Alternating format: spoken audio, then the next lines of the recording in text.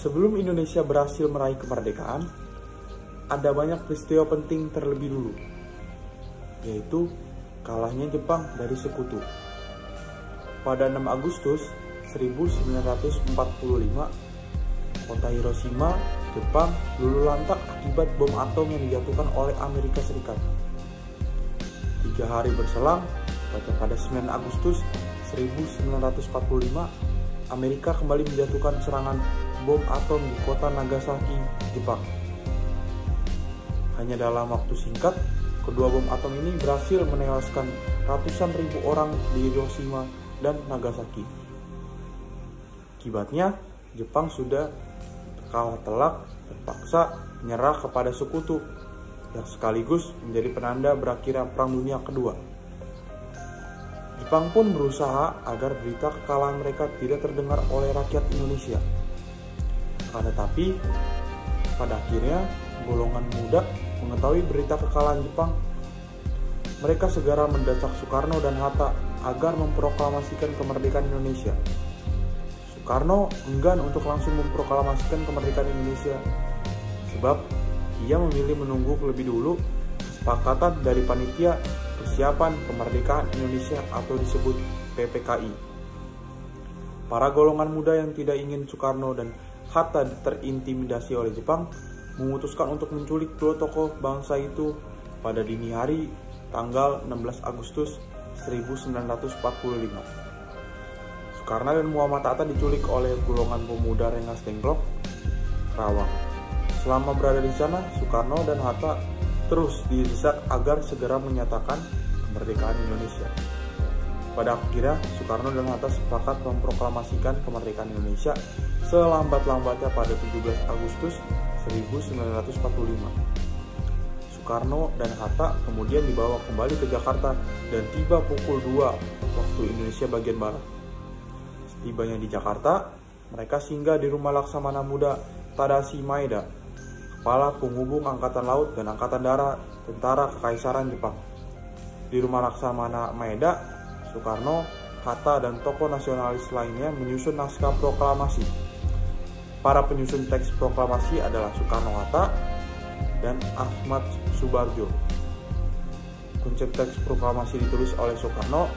Setelah perundingan panjang, akhirnya teks proklamasi berhasil diselesaikan dan akan dibacakan di depan seluruh rakyat Indonesia pada 17 Agustus 1945.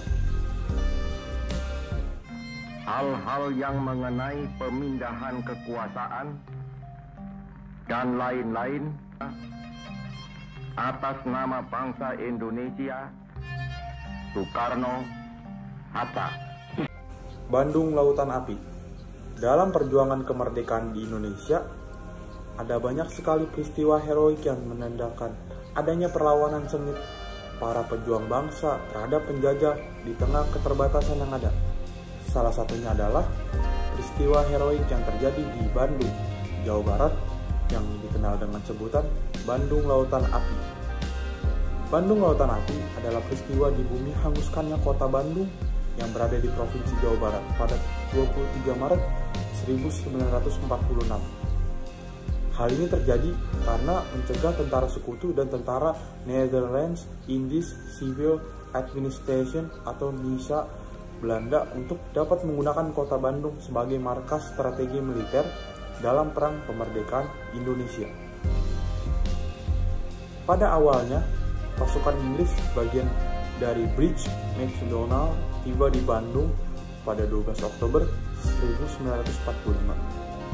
Sejak semula, hubungan sekutu Inggris dengan pemerintah Indonesia sudah tegang, di mana mereka menuntut agar semua senjata api yang ada di tangan penduduk kecuali Tentara Keamanan Rakyat atau TKR diserahkan kepada pihak sekutu. Orang-orang Belanda yang baru dibebaskan dari tawanan mulai melakukan tindakan-tindakan yang mulai mengganggu keamanan. Akibatnya, bentrokan bersenjata antara Inggris dan TKR atau Tentara Keamanan Rakyat tidak dapat dihindari. Pada 21 November 1945, malam TKR atau Tentara Keamanan Rakyat dan badan-badan perjuangan melancarkan serangan terhadap kedudukan-kedudukan Inggris di bagian utara yang digunakan sebagai markas. Setelah penyerangan tersebut, maka McDonald menyampaikan ultimatum kepada Gubernur Jawa Barat agar Bandung Utara dikosongkan oleh penduduk Indonesia, termasuk pasukan bersenjata, dengan alasan menjaga keamanan. Namun, ultimatum ini tidak diindahkan oleh Tentara Republik Indonesia atau TRI. Maka dikeluarkan kembali ultimatum kedua oleh Sekutu pada 23 Maret 1946 untuk mengosongkan seluruh kota Bandung. Melihat peristiwa ini, pemerintah Republik Indonesia di ibu kota Jakarta menginstruksikan pengosongan Bandung agar tidak terjadi pertumpahan darah. Hal ini justru mendorong Tentara Republik Indonesia atau TRI untuk melakukan operasi bumi hangus karena tidak rela bila Bandung dimanfaatkan oleh pihak Sekutu dan Nisca. Akhirnya, pada 23 Maret 1946, Kolonel Abdul Haris Nasution selaku Komanda Divisi 3 TRI atau Tentara Republik Indonesia memerintahkan evakuasi kota Bandung. Tentara Republik Indonesia atau TRI menyerang markas Sekutu dan membakar habis Bandung Selatan sebelum meninggalkannya, di mana asap hitam mengepul, mengumbung tinggi di udara, dan semua listrik sudah padam atau mati. Bandung sengaja dibakar oleh Tentara Republik Indonesia atau TRI dan rakyat setempat dengan maksud agar Sekutu tidak dapat menggunakan Bandung sebagai markas strategi militer mereka. Pertempuran yang paling besar terjadi di desa Dayakolot, sebelah selatan Bandung, di mana terdapat gudang amunisi beserta milik tentara Sekutu.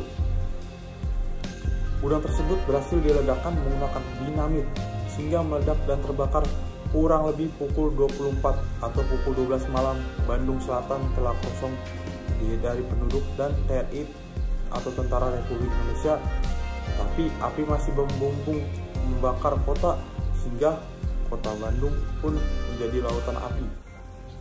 Pembumi hangusan Bandung tersebut dianggap merupakan strategi yang tepat dalam perang kemerdekaan Indonesia karena kekuatan Tentara Republik Indonesia atau TRI dan milisi rakyat tidak dapat sebanding dengan kekuatan pihak Sekutu Nisca dan berjumlah besar.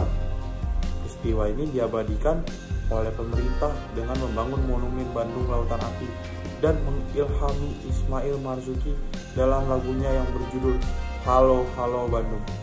Terima kasih.